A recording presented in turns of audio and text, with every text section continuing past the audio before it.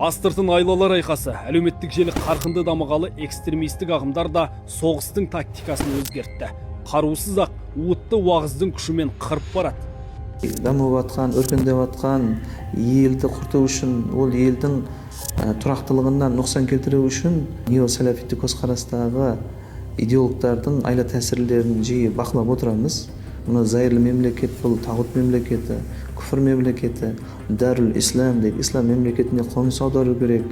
Жергілікті имамдар хақ дейді, ақиқатты айтпайды. Олар тек адастырудың соңы тозаққа апарады деген сияқты. Ұлт араздығы, дін араздығы, алауыздық көзқарастар жиі кездеседі.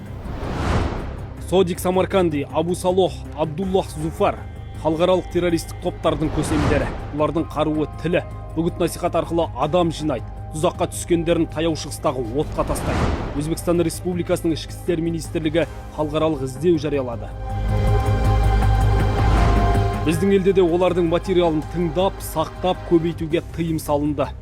Өзі парақшаларында жаңағы рұқсат етілмеген болсын, немесе тыйым салынған болсын, немесе тыйым салынбаса да, бірақ деструктивтік, радикалдық бағыттағы материалдарды орналастыру фактілері болады. Біз ондайды мониторинг жүргізіп анықтаймыз. Айыппұлдардың көлемі өте үлкен, сондықтан адамдарға да қандай да бір материал өзінің парақшасына қандай да бір діни материалдар жүктеудің алдында оның бәрін біліп отыру керек. Террористік пропаганданы жүргізсе, насихаттар жүргізсе, терроризм актісін жасауға шақырса, әрине ол кезде қылмыстық іс қозғалады. 2020 жылдан бері 86.941 материалға ревизия жүргізілді. Соның нәтижесінде 70.600 материал қайта қаралып, соның 5.669-ы өшіріліп, былайша айтқанда реттелді. Осы сияқты көптеген тиісті жұмыстар жүргізіліп келе жатқан жағдайлары бар. Еліміз шекарасы шегенделген тәуелсіз мемлекет. Тұрақтылықты шайқайтын сыртқы сұрапылға офлайнда, онлайнда жол жоқ.